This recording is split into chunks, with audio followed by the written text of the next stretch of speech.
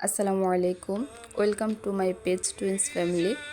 অনেক দিন পর একটা লং ভিডিও আপলোড করতেছি এবং অনেক দিন পর একটা ভয়েস ভিডিও আপলোড করতেছি। কেমন কাটলো আপনাদের ঈদ সবাই কমেন্ট বক্সে বলে যাবেন। আপনারা হয়তো বা অনেকেই জানেন সাফা মারও একটু অসুস্থ ছিল, তার কারণে ঈদের দিন আমি কোথাও বের হতে পারি নাই এবং সাফা মারও তেমন কোথাও যায় নাই। তো ঈদের পরের দিন আমরা প্ল্যান করলাম যে আমরা একটু ঘুরতে যাব। তো ওদের বাবার শরীরটা অসুস্থ ছিল, তার কারণে সে আমাদের সাথে যেতে পারে নাই। সে আমাদেরকে একটু পৌঁছে দিয়ে গিয়েছিল। আমাদের আম্মু, আমার মানে বাবার বাড়ির ফ্যামিলি, আমার আম্মু, আমার ছোট বোন, আমার কাজিন, আমার মামি, আমরা সবাই একটু ঘুরতে যাব আজকে। তার জন্য সে আমাদেরকে এখানে দিয়ে যাচ্ছিল আর আম্মু আমাদেরকে নিতে আসবে, তার জন্য আমরা এখানে দাঁড়িয়ে ওয়েট করতেছিলাম। আম্মু তখনও আসে নাই, তারপর আম্মু চলে আসলো। আসার পর আমরা সবাই একসাথে যাচ্ছিলাম। আলহামদুলিল্লাহ আমরা খুব এনজয় করেছিলাম, যেহেতু ফ্যামিলি মেম্বার আমরা সবাই একসাথে ছিলাম তার জন্য।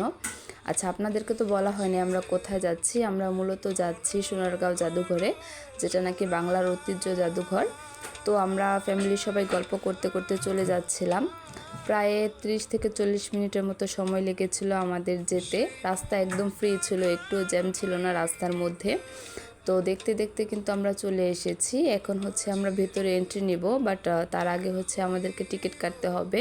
তো টিকিট কাটার দায়িত্ব বরাবর আমার আম্মুর কাঁধে পড়েছিল। তো আমরা মূলত 10 থেকে 12 জনের মতো ফ্যামিলি মেম্বার ছিলাম। এখানে আম্মু টিকিট কাটার জন্য যাচ্ছিল। ভিতরে অনেক মানুষ ছিল, বাহিরেও অনেক মানুষ ছিল, আপনারা হয়তোবা দেখে বুঝতে পারতেছেন। আমি তেমন ভালো করে ভিডিও ক্লিপ নিতে পারি নাই, যেহেতু ক্যামেরার সামনে মানুষের ফেস চলে আসতেছিল তার জন্য। তো যেখানে যতটুকু ভিডিও ক্লিপ নেওয়ার সময় পেয়েছি আমি ততটুকু ভিডিও ক্লিপ নিয়েছি এবং আপনাদের সাথে শেয়ার করতেছি। তবে আমার কাছে মনে হয় ঈদ ব্যতীত যখন আমরা গিয়েছিলাম তখন তত একটা ভিড় ছিল না। এখন ঈদ সিজন, তার কারণে অনেক ভিড় হয়ে গিয়েছে। তো ফাইনালি আমরা টিকিট কেটে ফেললাম। এখন আমরা ভিতরে এন্ট্রি নিচ্ছিলাম। নেওয়ার পর আমরা এখন ভিতরে প্রবেশ করব। তো প্রথমেই হাতের বাম পাশে একটি বড় সর্দার বাড়ি দেখা যাচ্ছে। এটার ভিতরে আমরা প্রবেশ করতে পারিনি, অনেক মানুষ ছিল, অনেক কোলাহল ছিল তার কারণে। তারপর আমরা একটু হাঁটাহাঁটি করলাম। হাঁটাহাঁটি করার পর আমরা ফ্যামিলি মেম্বাররা সবাই মিলে কিছু ভিডিও নিয়েছিলাম, কিছু পিকচার তুলেছিলাম, সাফা মারার কিছু ভিডিও নিয়েছিলাম এবং সম্পূর্ণটা ঘুরে ঘুরে দেখতেছিলাম। তারপর এখানে একটা ভাইয়া হাতের মধ্যে ঈদ মোবারক লিখে দিচ্ছিল। প্রায় সবাইকে এগুলো লিখে দিচ্ছিল, বাট আমার হাতে লিখি নেই, আমার ছোটো বোনের হাতে লিখেছিলাম। এখন আমরা পুরোটা জাদুঘর একটু ঘুরে ঘুরে দেখব, কিছু ভিডিও ক্লিপ নিব এবং আপনাদের সাথে শেয়ার করব। এখন সাফা মারোর সাথে আমি কিছু ভিডিও ক্লিপ নিচ্ছিলাম। মারো একটু অসুস্থ ছিল, তার কারণে একটু কান্নাকাটি করতেছিল, তেমন কোল থেকে নামতে চাচ্ছিল না।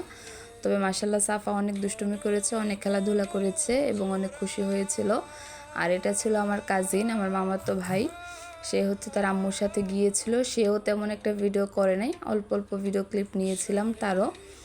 তো যাই হোক, এখন আমরা পুরোটা ঘুরে দেখাবো এবং আপনাদের সাথে শেয়ার করব। তো প্রথমেই আমরা চলে যাচ্ছিলাম জয়নুল আবেদিনের ভাস্কর্যের কাছে। জয়নুল আবেদিনের ভাস্কর্যের পেছনেই আছে জয়নুল আবেদিনের স্মৃতি জাদুঘর। এটি 3 তলা বিশিষ্ট জাদুঘর। তো এটার ভেতরে কি কি আছে সব কিছু আপনাদেরকে ঘুরে দেখাবো। তো প্রথমেই আমরা একটু ভিতরে যাচ্ছিলাম আর এখানে একটু থেমে থেমে আমরা ভিডিও করতেছিলাম সাফা মারোয়ার, তার জন্য একটু লেট হচ্ছিল। আর এখানে প্রচুর পরিমাণে মানুষ ছিল, তবে জায়গাটা দেখতে মাশাআল্লাহ অনেক সুন্দর। এখানে ছবি বা ভিডিও আপনারা যেটাই করেন না কেন সব কিছু অনেক ফুটে উঠবে, বিশেষ করে বাচ্চাদের ছবিগুলো অনেক সুন্দর উঠবে। আর আমরা যেদিন গিয়েছিলাম এটা ছিল ঈদের দ্বিতীয় দিন, ওই দিন প্রচুর রোদ ছিল, তার কারণে বাচ্চারা একটু বিরক্ত হয়ে যাচ্ছিল। তো আমরা ভেতরে ঢুকতেছিলাম। এটি 3 তলা বিশিষ্ট একটি ভবন।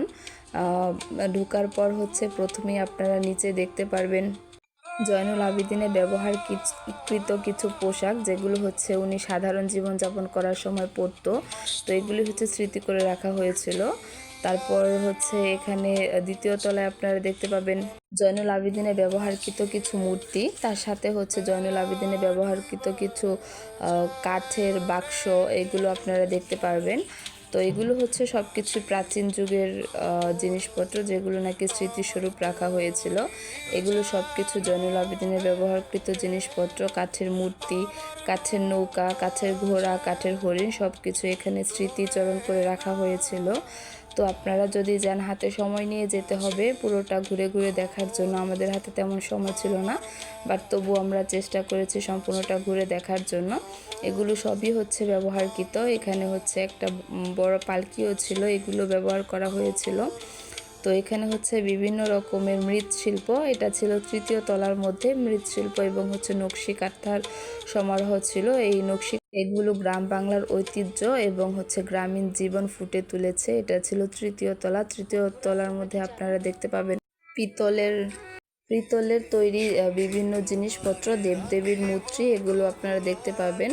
তারপর হচ্ছে আমরা ওই পাশে চলে আসলাম। এই পাশে হচ্ছে খুবই গ্রামীণ একটা পরিবেশ। এখানে হচ্ছে পুকুরের মধ্যে আমরা এই সাপটা দেখতে পেলাম। তারপর আমি একটু ক্যামেরাটা জুম করে সাপের ভিডিওটা নিলাম।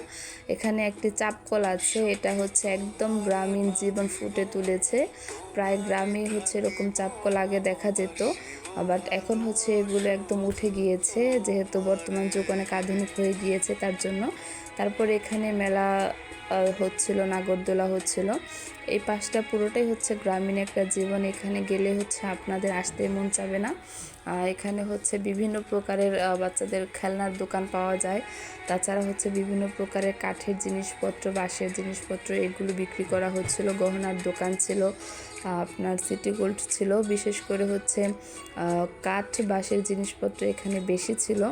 তো আমরা সবগুলো দোকান একটু ঘুরে ঘুরে দেখতেছিলাম। এখানে হচ্ছে আপনারা নিলে কয়েকটা জিনিস এইগুলো স্মৃতি স্মরণ করে আপনারা রাখতে পারবেন, যেহেতু এটা হচ্ছে ঐতিহ্যবাহী সোনারগাঁও বা বাংলা জাদুঘরও বলতে পারেন।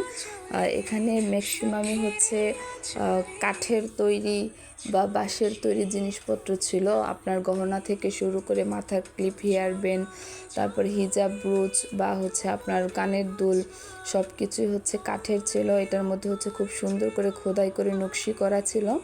এখান থেকে আমি কয়েকটা মাথার ক্লিপ এবং হচ্ছে একটা গহনার সেট নিয়েছিলাম। আপনারা এখানে ঘরের জারবাতি বা হচ্ছে ব্যাগ এগুলোও পেয়ে যাবেন।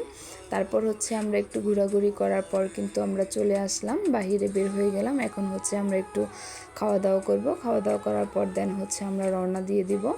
এই তো আপনাদের সাথে শেয়ার করলাম সোনারগাঁও জাদুঘরটা। আপনাদের কেমন লেগেছে সবাই কিন্তু কমেন্ট বক্সে বলে যাবেন।